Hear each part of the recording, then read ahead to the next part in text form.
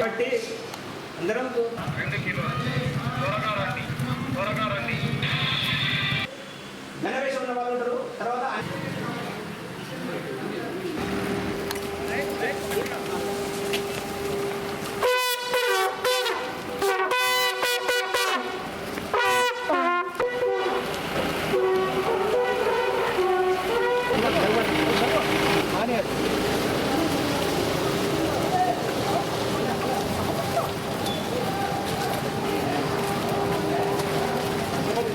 ఉల్లిగడ్డ 150 రూపాయలు 2 కిలోలు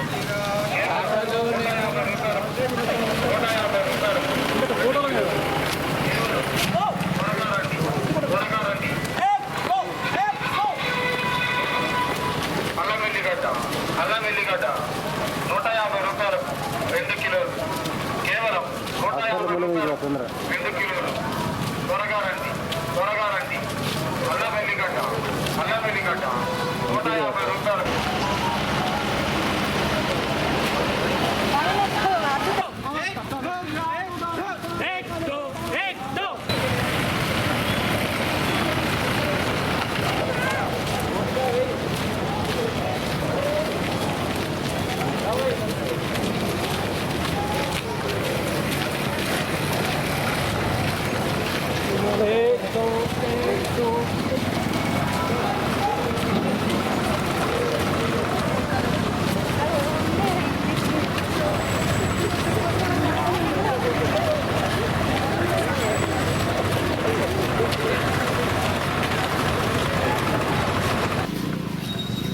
రాష్ట్రీయ స్వయంసేవక సంఘ్ 1925లో హిందూ ధర్మము, హిందూ సంస్కృతి, సనాతన ధర్మాన్ని కాపాడాలని చెప్పి 1925లో నాగపూర్ పట్టణంలో మోతేవాడలో ప్రారంభమైంది.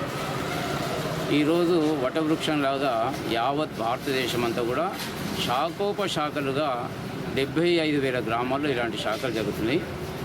మన యొక్క దేశాన్ని, మన యొక్క ధర్మాన్ని రక్షించడం గాను డాక్టర్ కేశవరావు బలిరాంపంత్ హెడ్గేవార్జీ ఈ యొక్క శాఖ కార్యక్రమాన్ని ప్రారంభించారు. దాంట్లో భాగంగా అది పుట్టి 100 years అయిన సందర్భంగా శతాబ్ది ఉత్సవాల నిర్వహణలో భాగంగా ఈరోజు మన యొక్క సుక్కల్దేవ్పల్లి సుల్తానాబాద్ నగరంలో కూడా ఈ యొక్క పథ సంచలన కార్యక్రమాన్ని నిర్వహిస్తున్నాము.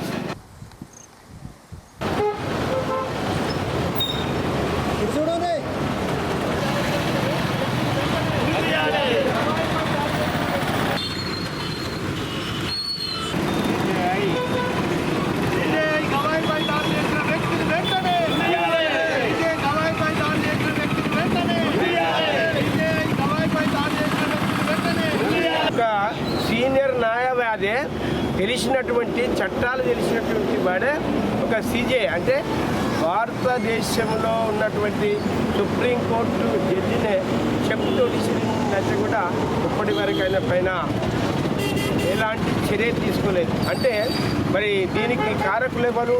ప్రభుత్వాన్ని పాలించే అధికారులు కావచ్చు, మరి ప్రభుత్వ అధికారులు కావచ్చు, మరి పోలీసు వ్యవస్థ కావచ్చు, ఏదైనా కావచ్చు. మరి ఎందుకు అరెస్ట్ చేయలేదని మేము అంటున్నాం. మరి మంచిర్యాలలో దాదాపు 4 సార్లు వచ్చాడు, అందరికి కూడా విన్నతి పత్రాలు ఇచ్చాడు. చేసినప్పటికి కూడా ఇప్పటి వరకు అరెస్ట్ చేయలేదు. కాబట్టి మరి వాళ్ళను మంచిర్యాల గద్దెగును కొట్టిన వాళ్ళు వెంటనే అరెస్ట్ చేయాలి. గవాయిపై చెప్పు తీసినటువంటి వ్యక్తిని కూడా అరెస్ట్ చేయాలని, మరి ఆయనను మా వాళ్ళు అయితే ఇంకా ఘోరంగా, అంటే ఆయన అరెస్ట్ చేసే కాదు, ఉరి తీసిన తప్పు లేదని మా నాయకులు అంటుండ్రు. కాబట్టి మేము ఇది పెద్దపల్లిలో రేపాలే ఎల్లుండ ఒక పెద్ద ఎత్తున కార్యక్రమాన్ని చేయబోతున్నాం.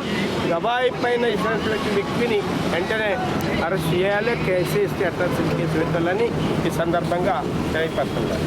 మరి సనాతన ధర్మానికును మరియు భారత రాజ్యాంగానికి ఏమైనా సంబంధం ఉన్నదా? ఉంటే మీ చట్టాల పరంగా మీరు నడుపుకోండి. మా చట్టాన్ని మాకు వదిలేయండి. మా చట్టాలతోనికి రాకుండా మీ రాజ్యాన్ని మీరు ఏలుకోండి. మా ఓట్లు అడగద్దు, మా సీట్లు అడగద్దు. కావున దయచేసి మరి హర్యానాలో జరిగిన IPS మరి ఆఫీసర్ కూడా మానసిక వేదనలకు తట్టుకోలేక మరి ఆయన పుస్తకాలు బట్టి కాల్చుకోవడం జరిగింది. అట్లనే మన సోషల్ వెల్ఫేర్ మినిస్టర్ మీద కూడా అనవసరమైన ఆలోచన విధంగా ఆయన మాటలు ఏ సందర్భంగా అన్నప్పటికీ అది నలుగురు చూడడానికి ఇంపుగా లేదు కనుక తను కూడా ఆలోచించుకోవాలి. తోటి మినిస్టర్ను గౌరవించుకోవాల్సింది పోయి ప్రజా సంఘాలల్లో ప్రజలల్లో తిరిగే వ్యక్తిని, పెద్ద గొప్ప వ్యక్తిని మరి ఆయనను కూడా కించపరిచే విధంగా తనకే అవమానం అనిపిస్తుంది మాకు చూస్తే. ఎందుకంటే అత్యున్నతమైన న్యాయస్థానం ఇవాళ మనకు తెలంగాణ 42 జీవో కావాలనుకున్నప్పుడు మీరు సుప్రీంకోర్టుకు పోతున్నారు. ఆ సుప్రీంకోర్టు న్యాయమూర్తిని మీరు ఇవాళ కొట్టిరంటే వాళ్ళ మీద దేశద్రోహం కేసు పెట్టి వాడిని ఉరిదీయాలి. అదే ఒక దళితుడు అటువంటి కార్యక్రమం చేసేటే ఇమ్మీడియట్లీ అరెస్ట్ చేస్తారు, దేశద్రోహం కేసు పెడతారు. కానీ ఒక హిందూ భావజాలంగా ఉన్న వ్యక్తి కాబట్టి కేంద్ర ప్రభుత్వంలో ఉన్నటువంటి హిందూ పార్టీ, హిందూ నాయకత్వంలో ఉన్నటువంటి బీజేపీ ప్రభుత్వం వాళ్ళని అరెస్ట్ చేయకుండా వాళ్ళని కాపాడుతుంది. ఆ పుట్టిన వ్యక్తి ఏమంటుండంటే నన్ను దేవుడే కొట్టమన్నాడు, నన్ను దేవుడే చేసిండు, దేవుడు నన్ను ఉరిశిక్ష చేస్తే ఉరిశిక్ష అనుభవిస్తా, లేకుంటే నేను దేనికంటే దానికి అంటుండంటే దేవుడు అంటే వాళ్ళు అన్న వ్యక్తికి అర్థం కావాలి.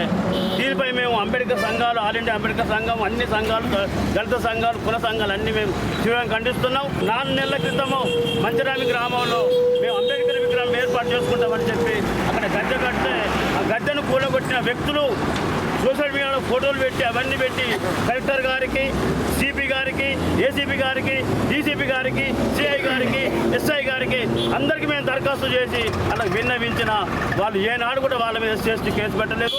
వాళ్ళు నిమ్మకు నీరెత్తి గల్లలు ఎగరేసుకొని తిరుగుతున్నారు.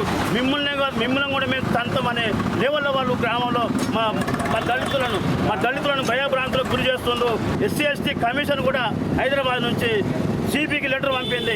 ఆ మంచిరామి గ్రామానికి పోయి అక్కడ ఏం జరిగిందో తెలుసుకోమని చెప్పి ఎస్సీ కమిషన్ కూడా లెటర్ ఇస్తే కూడా అటువంటి లెటర్లు కూడా గుట్ట దాఖలు చేస్తారంటే ఇది ప్రజాప్రభుత్వమా, ప్రజాస్వామ్య ప్రభుత్వమా, లౌకిక ప్రభుత్వమా? మా దళితులకి ఏం అర్థమైతే లేదు. స్థానిక సంస్థల్లో ఇటువంటి అన్యాయం మాకు జరిగింటే ఈ యొక్క ప్రభుత్వాలకు, ఈ యొక్క రాజకీయ పార్టీలకు మా దళితులంతా గుణపడని చెప్తారని చెప్పి హెచ్చరిస్తూ మన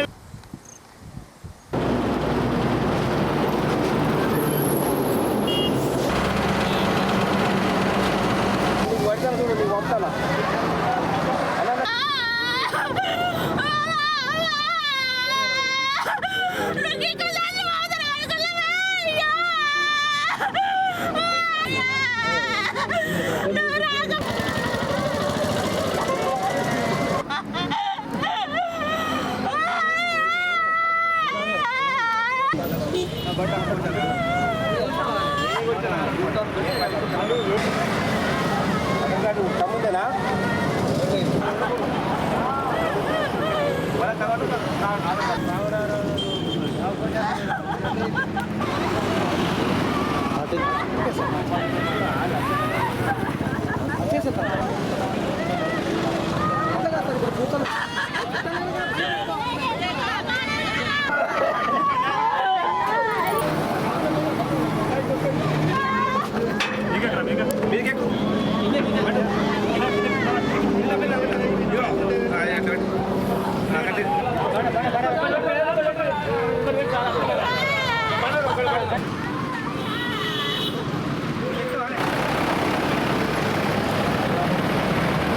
బాబు బొమ్మరాయ ఆరపల్లె తన బ్రిడ్జి డబ్బుల కోసం బ్యాంకుకి వెళ్ళి డబ్బులు తీసుకుని రాగా రోడ్డు దాటంగా ఆర్టీసీ బస్సు తరగడం జరిగింది. రాగానే మేము వచ్చి చూసేసరికి కొంచెం ఉషా అనిపించినట్టు అనిపించింది. చూసేసరికి అంబులెన్స్ ఫోన్ చేసినాం, 108 ఫోన్ చేయగా 108 వచ్చి చెక్ చేసి చూసేసరికి చనిపోయాడని చెప్పి నిర్ధారణ చేసిపోయింది. అందులో పోలీస్ స్టేషన్ ఎస్ఐ గారికి ఫోన్ చేశాను. సారు పంపించారు. రైతుల ఐక్యత, రైతుల ఐక్యత, కదంబపూర్ రైతుల ఐక్యత, రైతుల ఐక్యత, రైతుల ఐక్యత ఏర్పాటు చేయాలి. మార్కెట్, రెండవ మార్కెట్ కదంబపూర్లో, రెండవ మార్కెట్ కదంబపూర్లో, రెండవ మార్కెట్ రైతుల ఐక్యత.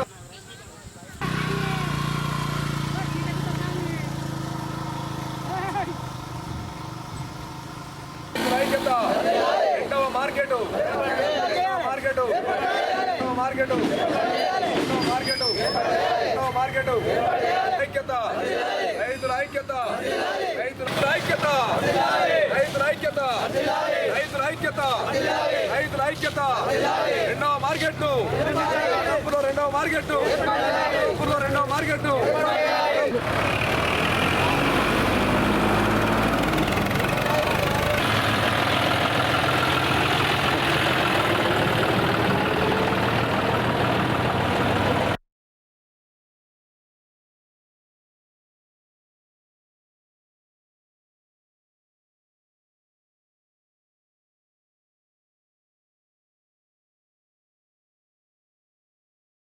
జిల్లా కలెక్టర్ గారికి సంబంధించినటువంటి వ్యవసాయ అధికారులకు ప్రత్యేకంగా కదమపూరు రైతుల తరపున ప్రత్యేక విజ్ఞప్తి చేస్తూ ఉన్నాం.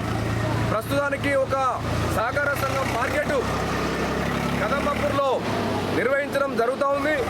కానీ 2000 చిల్లర ఉన్నటువంటి విస్తీర్ణంలో పండించేటువంటి పంటలు సరైన సమయంలో మరి మార్కెట్కు తరలి వచ్చినా సరైన సమయంలో కాంటలు జరగకపోవడం వల్ల అకాల వర్షాలు కానీ అనావృష్టి కానీ జరిగినటువంటి పరిస్థితుల్లో మరి కొనుగోలు సంబంధించినటువంటి దానిలో పూర్తిగా లేటు అయ్యేటువంటి పరిస్థితి ఉంది.